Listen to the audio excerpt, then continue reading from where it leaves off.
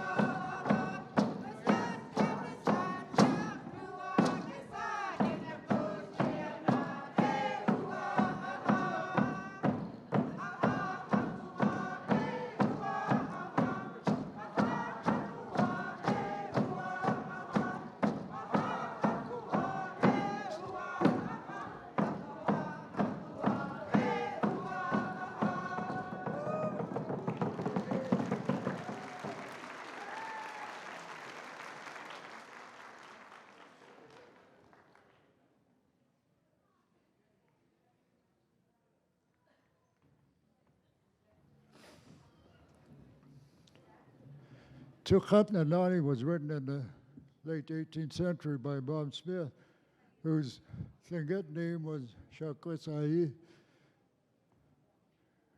which is a description of the area around Juneau. And it means that there's no pool at the head of the creek. In other places where the water comes down off the mountain, it flows into a collecting pool or a lake before it flows out into the ocean. Around Juneau, in this area here, it just comes down into the creek and straight out into the channel. The song is a love song, and it's about reincarnation, and it's about square dancing. At the time it was written, there was no No jitterbugging, no twisting, no breakdancing, no moonwalking. And square dancing represented a new way of life. The song says in the first verse, even after I'm dead, I shall return for this new way of life. The second verse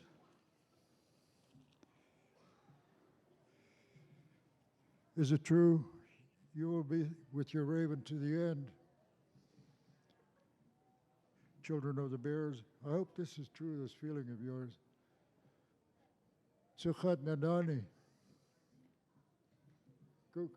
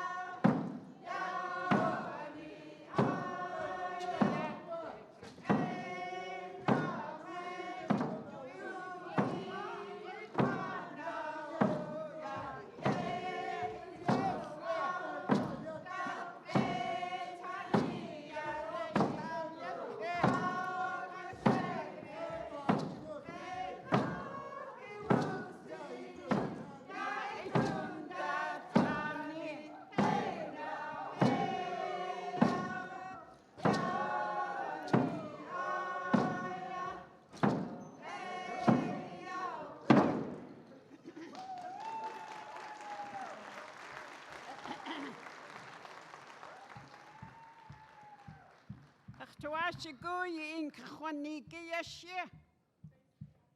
Achilko Shakos Aya Bob Smith who Jayako Tishi Ayaya Juneau 18 Willie Peters Hooch Kwayaha Outli 2 Achabdich Outli Yach Ine diat kachat was shayich aya khashiye aya kakek Tlingit kustia ya nakhikhichu dana akata khwachakt ye aya shia deheni kau kutkat kaktunikch achaya yikukak khaniki tat yak kakhut besikitka her great uncle who jayakol ishye khaya sawak takh Kwasyato has shekte has to too because their descendants shekos aye tachan kiyanawa has to yeah awa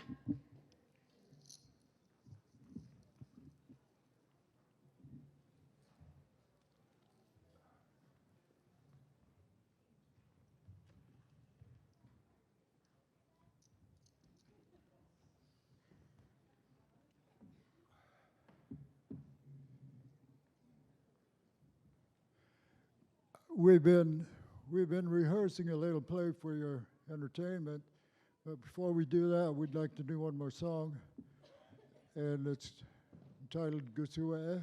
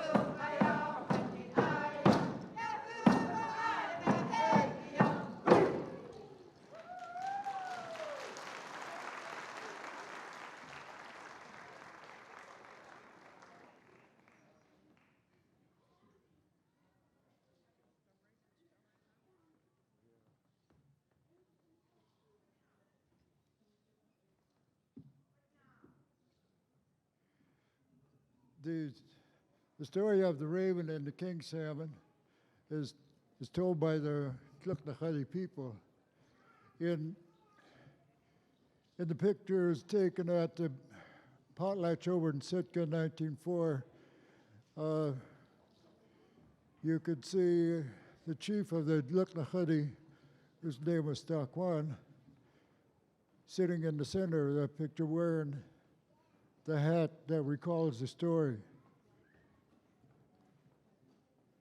The hat itself was also on the cover of a book by Kaplan and Barsness. And it's also on the pole out at Ock Bay, and the raven and the king salmon story occupies the bulk of the pole, with the raven on top and the birds on the long shaft directly below the raven. This is the story. On one of his journeys, the raven happened to be walking along the beach near an abandoned camp in Tlingit. He was poking around in the remains of the camp and he discovered a piece of jade laying in the dirt.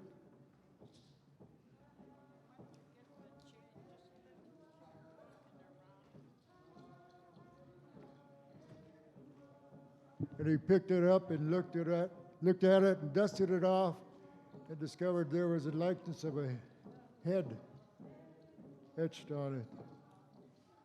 He put it on a nearby stump and went to poking around in the remains of the abandoned camp. And he found a piece of leather that he picked up, shook out, and examined. Then he wrapped it around the jade.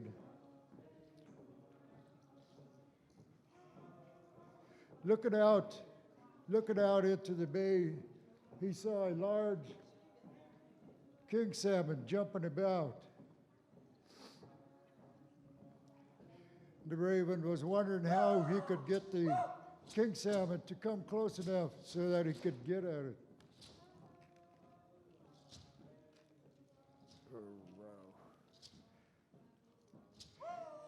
He went over to where the jade was sitting on the stump, and he leaned toward it in a conspiratorial manner, and he made motions to the king salmon. Then he hollered out to the king salmon, "You out there jumping about, you know what this jade is saying to you? It's saying you with the black mouth and the dirty gills, you can't even come ashore here." But salmon just kept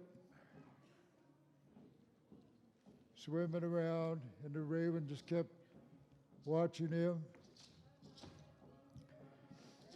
By and by, when the raven was pacing up and down near the edge of the water, the king salmon came close enough, like it was ready to come ashore. And the raven said, "Just a minute, my friend. I have some business to take care of. I'll be right back." And the king salmon went back out into the bay.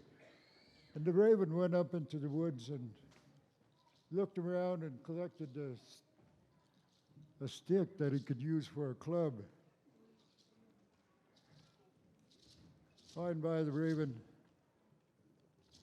king salmon came close to shore again. The raven called him in. And when he was close, he clubbed him and pulled him ashore.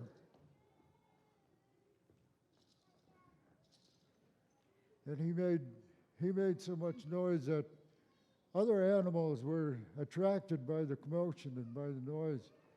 And they came out to investigate. And the raven saw that one fish was not going to be enough to feed everybody.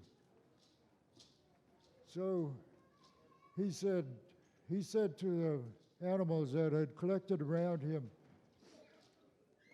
"Take this down the beach for a little ways. We'll dig a hole and we'll put this king salmon in it and build a fire on it so we can cook it." Then he told the birds to go collect some ferns and some skunk cabbage to wrap in the fish so they could cook it. And the birds went to collect some skunk cabbage and ferns from a nearby place.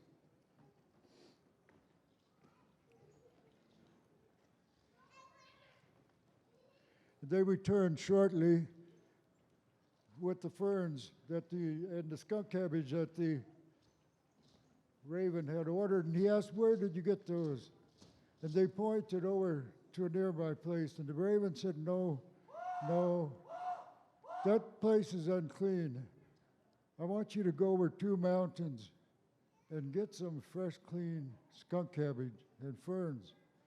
And so they dropped the skunk cabbage and they left to fly over 2 mountains. And while they were gone, the raven took the skunk cabbage and he wrapped it in the, he took skunk cabbage and he wrapped it around the king salmon and built the fire. And after it was cooked, he dug it up and ate it himself.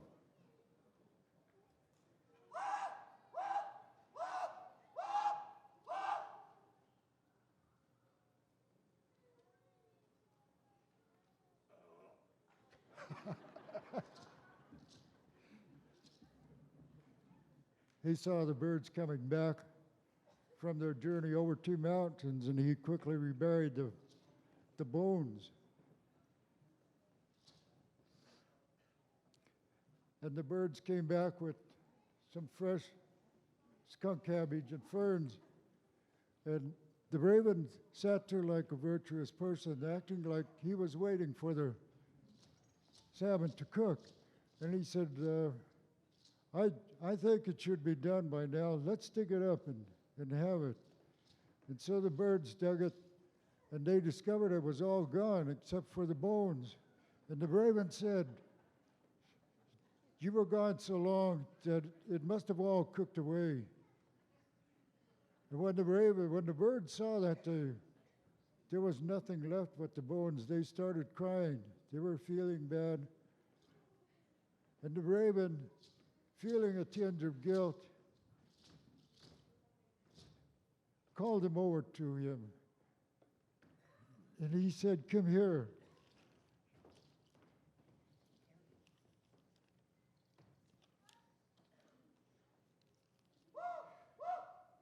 To the robin who was standing so close to the fire that his breast had turned red, he said, "You will keep that fine red breast. You will make people happy with your whistle. You will be a good whistler."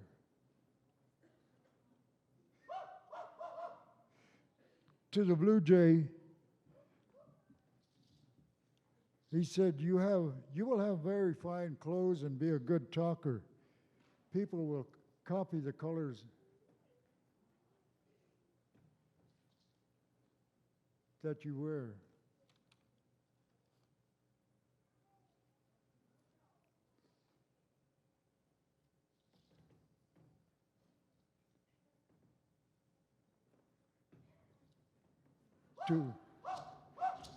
To the wren, when the wren came to him, he said to the wren, "You will be a very respectable bird, and you will be seen only to give good luck. People will hear your voice always, but never see you."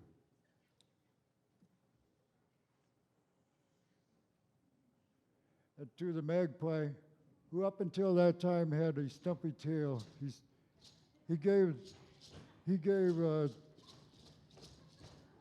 the magpie a brand new tail.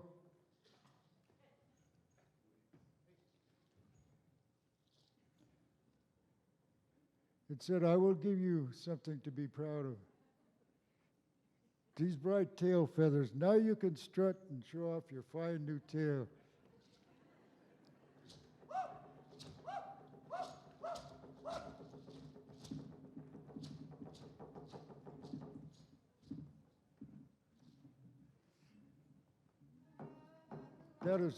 That is a story of how the birds got their fine clothes.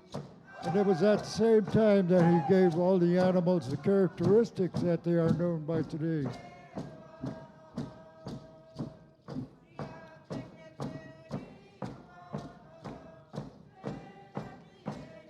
That is the end of our story.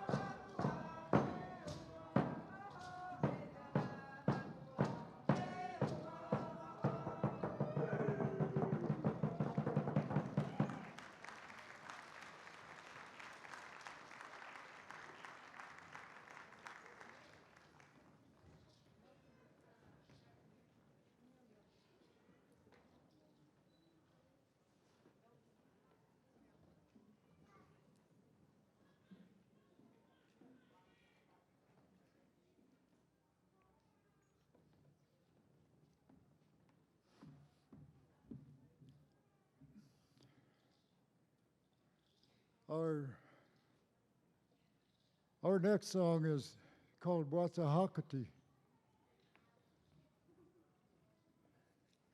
Wasahakati was written in the early 1900s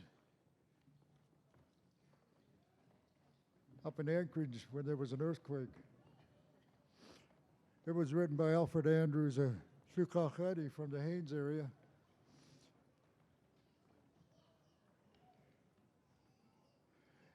It comes from the same tribe that many composers came from. Joe Wright, Auntie Akeley was from the same tribe. Auntie Akeley wrote the song that we now use for a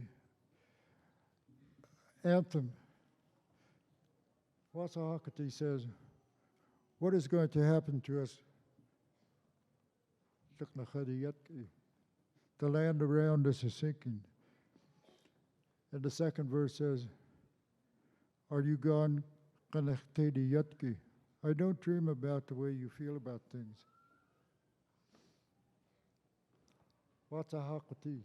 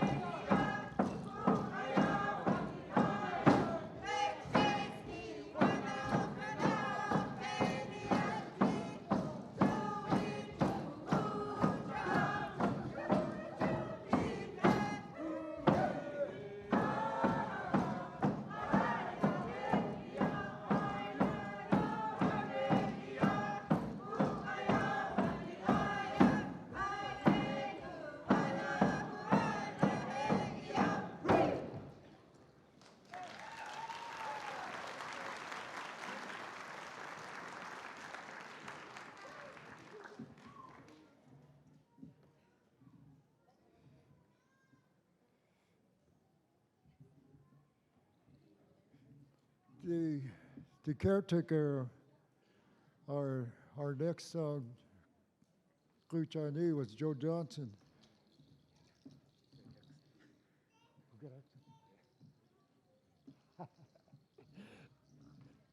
Well, it was going to be. We ran out of time.